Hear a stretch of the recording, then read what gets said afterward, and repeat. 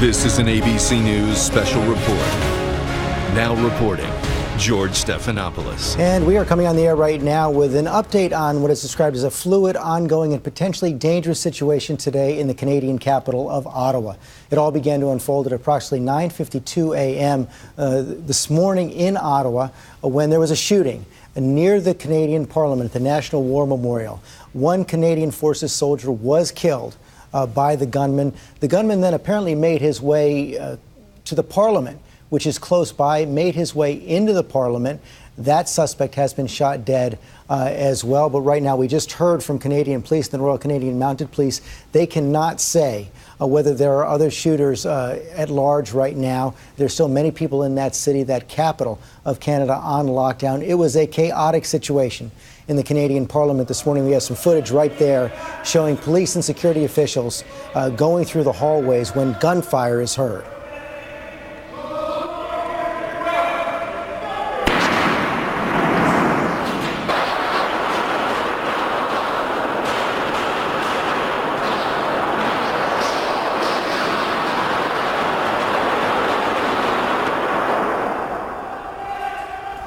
I am joined on the phone now by the reporter who shot that video, Josh Wingrove from the Globe and Mail. And Josh, just incredible footage right there. Tell us where you were and what you were seeing.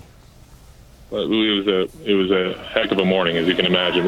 The Parliament is there's a big hallway right down the middle of it, and there's two main hallways off either side. And I was in one of those, and this guy looks like he came in, if it is in fact a male, right sort of where all those intersect. It's this foyer area, a lot of security there, so we heard gunshots come up from there, and sort of ducking my head down the hall, you saw the smoke from gunfire. You could smell it almost instantly.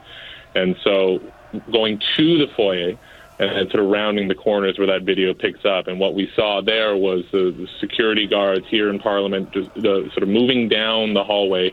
Certainly looked like they were chasing a guy, and that erupted into remarkable gunfire, a large number of gunshots, and which led to a body being on the ground that I saw, and that's when they sort of dragged us out of there. So I can't confirm whether that was the shooter. It certainly seems to be based on the reports since then, but it was a chaotic morning. It was Wednesday morning is when all the MPs in Canada gather here for their caucus meeting. So whether that was deliberately chosen or not, it happened at a time when a maximum number of MPs were actually in the building, and those rooms where they were meeting are just on either side of that hallway. That it looks like certainly at least the police went down chasing the guy, if not the shooter himself. So it all happened very fast. And of course, since then, we are still in a lockdown here 5 hours later or so.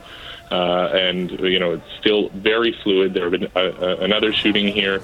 And as you heard from that press conference, it's not a lot of clarity on what exactly is going on and whether it's even safe there. What can you tell us, though, about...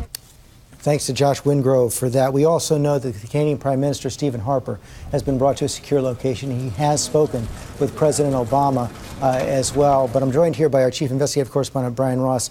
Not a lot of other information. We don't know if there were other shooters. We don't know what the shooter was motivated by, what may have been going on there. But we do know that Canada has been on edge for the last 2 days. They went on high alert last week, and then on Monday, a person who was motivated, they say, by terrorist ideology, ran down two Canadian soldiers in uniform, killing one of them. He was one of about 90 Canadians who are under surveillance for possibly planning to go to join ISIS in Syria. They actually had revoked his passport. So whether this person in today's shooting was involved is not known, but that certainly will be a focus ongoing. In the meantime, they've asked all military bases in Canada to be put on lockdown and for military personnel to be vigilant. Also calls Martha Raddatz, our chief global affairs correspondent, for vigilance here as well. Here's a statement just put out by the FBI. They say that although there is no specific reporting indicating a threat to the United States, as a matter of precaution due to recent events, the FBI has reminded our field offices and government partners to remain vigilant in light of recent calls for attacks against government personnel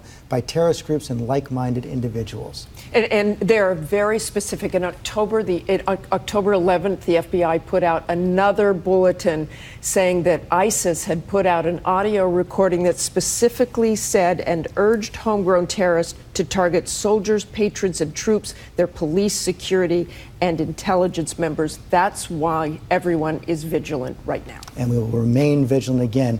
President Obama has spoken with Stephen Harper, the Canadian Prime Minister. A shooting in Canada this morning, 2 shootings, one at the National War Memorial, one at the Canadian Parliament. The shooter has been killed by parliamentary officials. Also, the soldier is dead as well, as we said. And we're going to have much more on this tonight on World News with David Muir. Our entire team is on this. We'll bring you updates as conditions warrant. I'm George Stephanopoulos in New York. This has been a special report from ABC News.